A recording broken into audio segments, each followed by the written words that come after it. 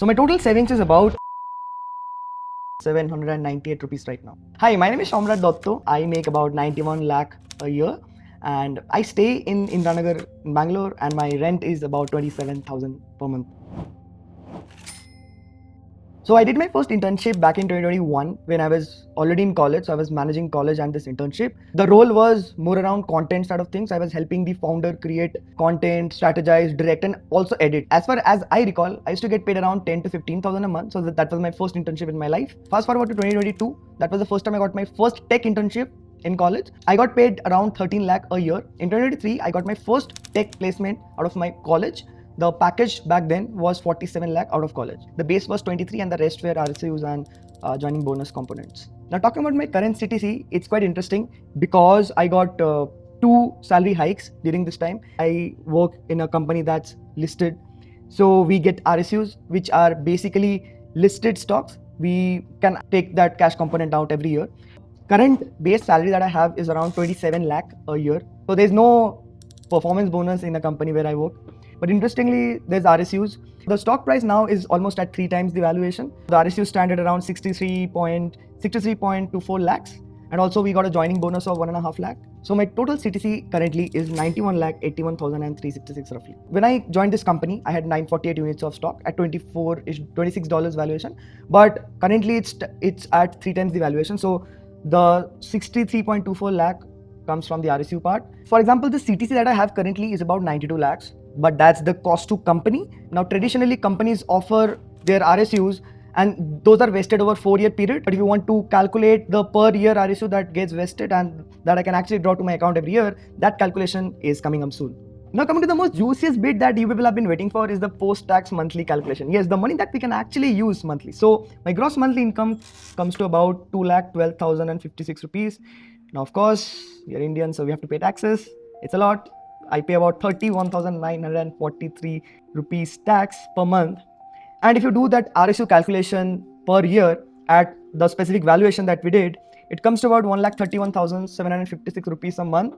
But even RSUs are taxed upon. So there's another 30% tax on top of that RSU. So it's about 39,527 rupees. By the way, if you didn't know that RSUs are taxed a little differently than the basic salary. So RSUs are taxed flat at 30%, but the taxes on salary really depends on the tax slab that you fall into. So that's why even if the RSU amount I'm getting monthly is less, the tax is even more than my actual salary. There's also EPF component. So a lot of people, what they do is do the minimum EPF component. But I thought since EPF component is tax free, so I actually maxed it out. Monthly 13,536 rupees goes to EPF component. And the professional tax is about 200 rupees. So the post-tax monthly take-home pay comes to roughly about 2,58,806 rupees. So my total annual take-home pay is about 31 lakhs 5,671 rupees. And the total monthly take-home pay comes to about 2,58,806 rupees. Now income and all is good, but what about the spending part? So I've divided it into 2 broader segments. One is the responsible spending and one is the bonus spending. Let's jump straight into the responsible spending. Starting with the rent and maintenance. So we stay in a 3 BHK apartment in Bangalore, Indranagar. So it's quite expensive. So we pay about 75,000 rupees rent, split across 3 people. So it comes to about 27,000 rupees. My split is a little more because I stay in a bigger room. So my electricity bill is about 3,000 rupees a month, split across 3 people, around 1,000 rupees. Now the Wi-Fi costs around 1,800 rupees, but that's given by the companies. Then talking about groceries, it's around 5,000 per person. All the people at my home go to the gym, so we try to eat healthy. So it might be a little bit more. So we have a cook who's also our maid. So she charges about 14,000 a month. Again, the split comes to about 4,666 rupees per person.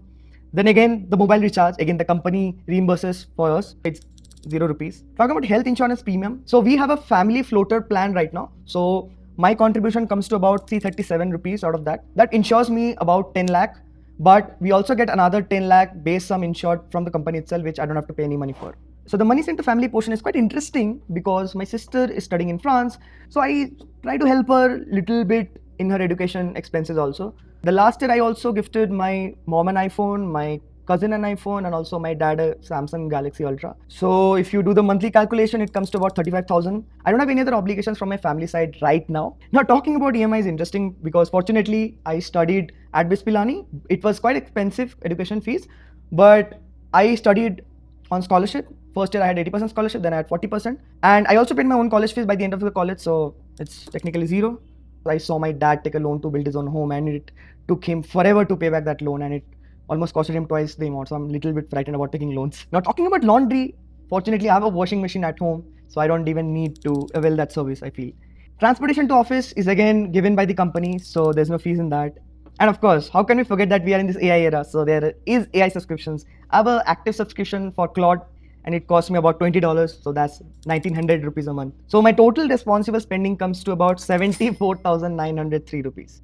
But being in Bangalore also means that you have a social life. So talking about the bonus spending, for the food spending, I have both Swiggy Black and Zomato Gold. So roughly I spend around 4,500 rupees a month on that. Dining out, I usually don't dine out because I'm very health conscious now. Most of the food is cooked and also tracked, because it's very hard to track if you eat food outside. So it comes to about 1,200 rupees. We are also a friend group, so we go together. So the per person split comes to about 1,200 rupees. It's not a lot. For the entertainment part, it comes to about 1,000 rupees. By the way, I also love to go watch movies. I love watching sci-fi movies, so whenever they come out, I just go and watch them. Also, the part of that 1,000 rupees also goes to going out on concerts. This year I didn't go to a lot of concerts, but usually I go to a lot of concerts. Talking about subscriptions, I mainly have YouTube Premium because that's a must. Then I have Adobe subscription and also Netflix and a few more here and there. So that brings the total to about 1,572 rupees. Now talking about the electronic spending, it's a little high to about 8,000 rupees a month because I'm a tech nerd. I love tech gadgets. And a couple of months back, I bought this specific lens. I love to take videos and photos. I feel that grooming now specifically is quite important. So it cost me about 1,500 rupees a month.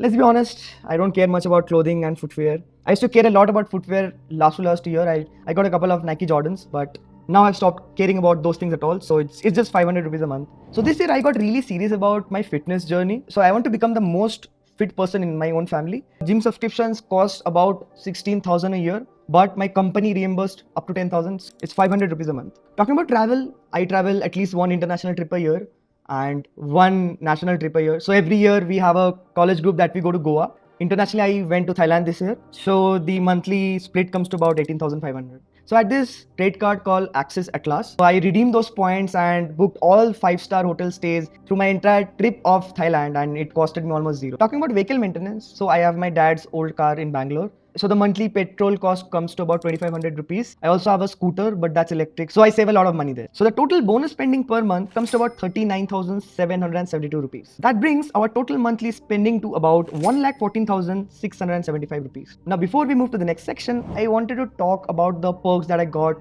working as a member of technical staff at Nutanix. First, that they reimburse the Wi-Fi and the mobile fees, roughly about 3,000 rupees a month. Then they also gave Uber credits about 3,000 rupees a month, or you could also optionally choose their own cab services that was unlimited a month. Then you can also optionally opt for their monthly food coupon that was about 2,000 a month, so you can offset it against any Swiggy or Zomato spends that you have monthly. By the way, they also give 10,000 reimbursement for any gym or any activity that you spend yearly.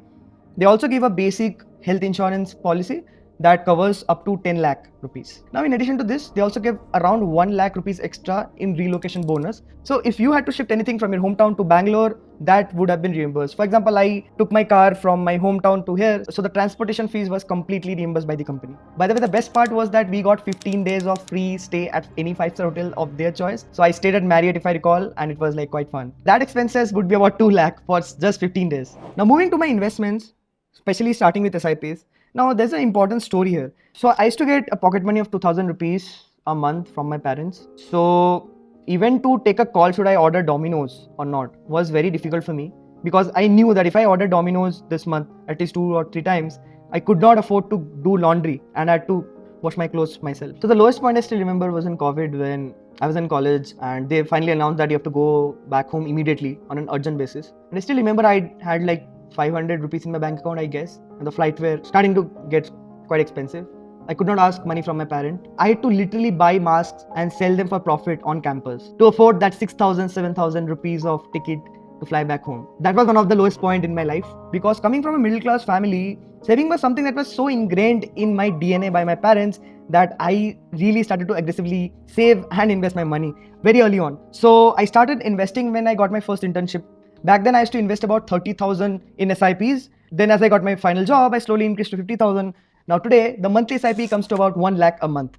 As we have discussed before, the EPF component comes to about 13,536. Talking about direct equities, I don't do it right now. I used to do it in college. So it's zero right now. And I don't believe in fixed deposits. So It's zero. Talking about cryptocurrency, currently I don't invest any money in that. And even in gold, I don't invest money, which is something that I completely regret. Now, talking about emergency fund contribution is just quite important because you do need to keep about 6 months to 12 months of your monthly spending as emergency funds. So I have already saved up for that. So currently I don't even add to that fund. So it's zero right now. So my total monthly investment comes to about 1,13,536 rupees now. So after my investments and the expenses, I'm still left with 30,595 rupees per month. And now let's see what I've done with those savings. So this year I got an Ather 450X high range version that costed me on road about 1,80,000, but it was split across my flatmate. So I paid around 90,000 out of that. So I still remember back in 2012 when my dad bought his first car in home. We were so happy. It was a second-hand car. It costed him like 1.5 lakh back then. I still drive that car in Bangalore, but I felt that it was time to gift something to my family. So last year I gifted them a Hyundai Creta to my mom, and that costed me around 18 lakh rupees. And I was so happy that they were in tears after not expecting something of this size as a gift for them. As I said, I'm a tech nerd, so I got this Apple Watch Ultra. As I recall, this costed me probably like 90,000 rupees. Especially the Ultra one I got because I love wearing big watches on my hand, and also the battery life is quite good, I guess. So the total savings spend comes to about 19,80,000 rupees. Now moving to the most important and the interesting section that a lot of you people have been waiting for is my current portfolio value. Starting with mutual funds, as I said that I've always been an aggressive saver and investor. So my mutual fund stands to about 37,60,000 rupees. Currently, my personal equity portfolio stands at 4,20,000 rupees. Again, I explained before that I used to invest directly into stocks back in college, but I don't do it right now. By the way, if you recall that my EPF contribution was quite high, thanks to that, we are at a balance of 6,18,798 rupees in tax-free savings. Now, talking about fixed deposits, why do I even have 1,50,000 rupees here? Because I said that I don't contribute at all in fixed deposit. Fortunately, my parents' generation really believed in FDs. So one of those FDs matured this year, and that sum was about 1,50,000 rupees. By the way, that was in my name, not my parents' name. So last year, I also invested a very small portion of land back in my hometown. So I spent about 15 lakh rupees in that. Talking about RSUs that have vested, it comes to about 11 lakhs. I am a defensive person, so I always keep cash in my bank. I know what you would say, why are you wasting your money, but it's about 25 lakh in my bank account right now. So my total savings is about 1,48,798. Now talking about the first financial goal is to of course retire my own parents, because every time I go back in my hometown I see they're aging really fast, and that kind of worries me sometimes. I want to retire them in the next 5 to 6 years, and I think I can achieve that honestly. Now if you talk about my personal retirement, I plan to hit lean fire by the next 2 to 3 years and fat fire by the next 6 to 7 years. The lean fire figure that I have on my mind is about 8 crores, and the fat fire figure that I think is fine enough for me is about 50 crores. But yeah, that's sort of my thing. But also, yeah, talking about my own personal dreams, I want to own a Porsche. It might be a little unpractical, but you know, who cares? I love Porsche, so I want to own a GT3 RS at least 3 or 4 years down the line. And I think I can achieve that.